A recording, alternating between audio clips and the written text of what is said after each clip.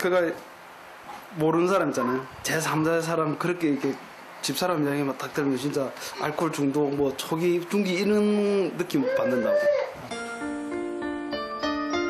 늦은 저녁, 아이들이 꿈나라로 가면 엄마라는 이름을 잠시 내려놓고 학생으로 공부를 하는 주희 씨. 지금 영유아 교사로 해가지고 이제 유치원 선생님이 되려고 공부하는 중이에요. 우리 아이들이 키우면서 조금 더 전문적으로 공부를 하고 싶은 생각이 들어서 학교에 들어간 거거든요. 공부하는 아내를 물끄러미 바라보는 성교 씨. 얼마든지 공부하는 데는 내가 허락을 했어요. 근데 그 와중에 또 소홀한 부분이 나하고 이야기했던 그런 게 시간이 가면서 조금씩 이렇게 달라지더라고.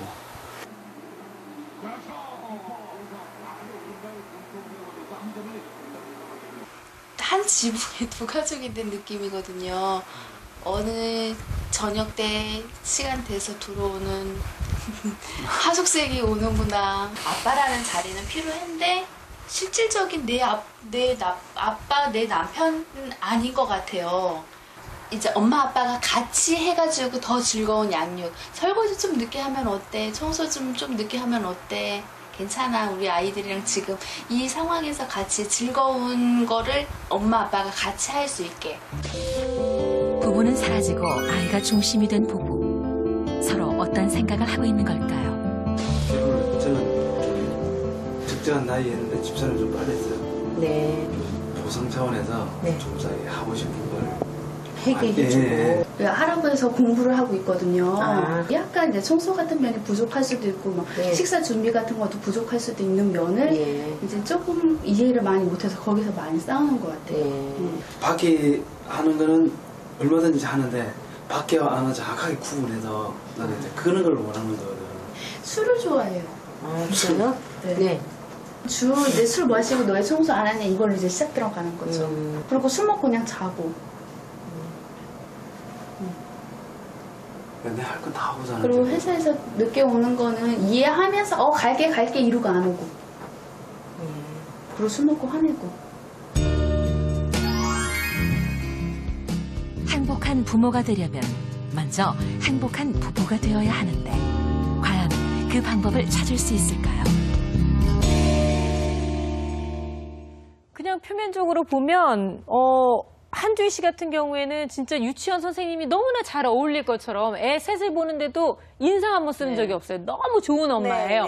또 남편분을 또 보면 또 그냥 책임감 있게 자기 할 일 하고 아내한테 나름대로 내가 일찍 시집 데려온 것 때문에 할 일 해! 라고 하는 멋있는 남편인 것 같지만 두 분이 너무 외로워 보여요. 아니, 그러니까 제가 살아온 지금까지 생각을 해보면 이제 주희 씨도 남편이 지금 이렇게 애 키우고 공부하는데 왜 저렇게 라는 생각을 하겠지만 그래서 한 집에 두 가정이 사는 것 같다고 했잖아요. 근데 남편도 답답할 것 같아. 그렇죠. 오면 애 셋 엄마가 챙길라 자기 공부도 해야 되고 하니까 이해는 하지만 조금 허전하지 않을까? 답답하지 않을까? 그 화면에서 저희가 이렇게 막 그 자료 화면 보면서 애들 나오니까 그냥 막 우리 애예요 막 이러다가 갑자기 내가 묻지도 않았는데요. 셋째예요. 묻지도 않았는데 둘째예요. 둘째예요. 막 그러더니 남편 나올 때 얼굴 보셨죠? 그러니까 갑자기 얼굴에 웃음이 싹 사라지시면서 남편이라고 안 가르쳐 주더라고요. 아니 그러니까 이 부부는 어떻게 보면 두 분 다 너무 외로운 가슴을 안고 사시는 건 아닌가 생각이 들거든요, 선생님. 지금 이제 우리 아내분은 굉장히 이제 바쁘고요. 왜냐하면 새 아이 키우고 또 이제 바로 옆에 또 이제 친정집이 또 있어요. 그러니까 항상 버글버글하고 사람들 사이에서 있어요. 자, 그리고 또 지금 또 그 남는 시간에 뭘 하냐면 공부해요. 그러니까는 누가 흠잡을 데가 없는 이제 아내분이세요. 그렇기 때문에 이제 제가 여기 이름을 교과서 같은 아내. 그런데 남편은 외로운 남편이에요. 그래서 이제 각자 열심히는 살아요. 그런데 정서적인 지지가 이제 여기서 좀 많이 부족한데 그러다 보니까 서로의 그 이제 상담에서 저희가 이제 이 체크리스트를 이렇게 하다 보면 가장 큰 게 뭐냐면 좀 이기적이고 자기 중심적이라고 생각하는 거예요. 그러니까 열심히 살고는 있지만 내 마음을 몰라주고 있는 거예요. 서로 그렇게 느끼는 거예요. 네. 그런데 이제 이 아내분은 지금 이렇게 바쁜데 나를 좀 더 이해해줬으면 하는 마음이 있어요. 그러니까 내 입장에서. 왜냐하면 네. 지금 양육을 해야 되고 또 공부도 하셔야 돼요. 그러니까 욕심이 좀 많이 있으신 분이시라고 보시면 돼요. 그런데 이 남편은 미안한 마음은 있어요. 왜냐하면 어린 시절에 결혼을 했기 때문에 뭔가 내가 방해를 하거나 싫다고는 얘기 안 해요. 그렇지만 사실 마음속은 허전한 거예요. 그러니까 이 허전한 거는 뭐로 채우냐면 지금 술로 채워요. 네. 그러니까 밤에 보면 아내하고 대화하려고 다가가려고 보면 아이들이 북적북적 있고요. 그리고 이제 이 처갓집이 또 가깝게 있기 때문에 아내는 외로울 틈이 없어요. 그런데 남편이 들어설 틈이 없어요. 네. 이 아내. 그러니까 아내를 독차지해야 돼. 내 아내이기 때문에 독차지해야 되는데 항상 아내는 독차지하는 게 따로 있어요. 그러니까 공부도 해야 돼. 아이도 있어. 또 친정 부모님도 옆에 계셔. 네. 그러니까 이 허전한 거를 술로 달래기 때문에 두 분이 이 가슴으로 이렇게 만나는 거에 대해서는 지금 조금 못하고 계신 거죠. 근데 아까 술 마시면 변해 뭐 이런 얘기를 하셨잖아요. 뭐가 어떻게 달라지시는데요? 좀 목소리가 커져요. 어. 그러니까 들었을 때 공격적인 느낌이다. 그런 게 좀 느껴지니까 자체 술 먹지 마 이렇게 하면서 싸움이 시작되는 거죠. 네, 이런 것도 외로움 때문에 그러신 건가요? 평상시에 그 얘기를 못 하기 때문에 그런 거예요.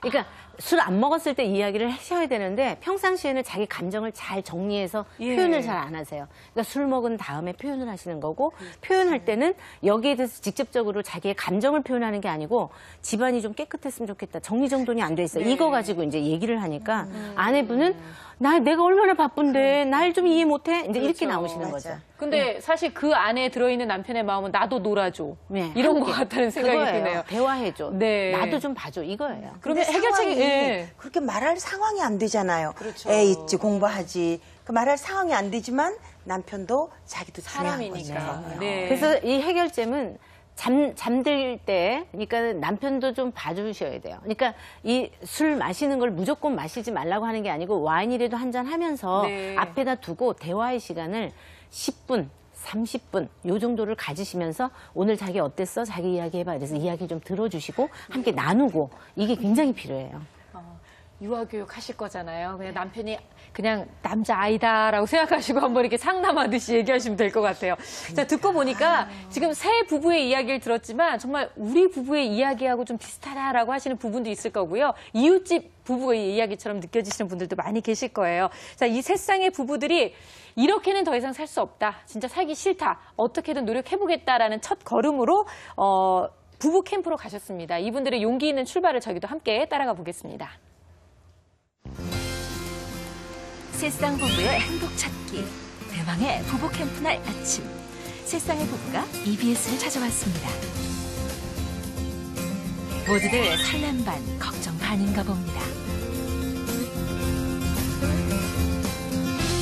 그 전에도 싸웠거든요. 그래가지고 계속 이렇게 하고 있었던 남편. 야, 너 얼굴에 티난다. 너 싸운 거 일부러 광고하려고 왔어? 뭐 이러는 거예요. 표정도 없이.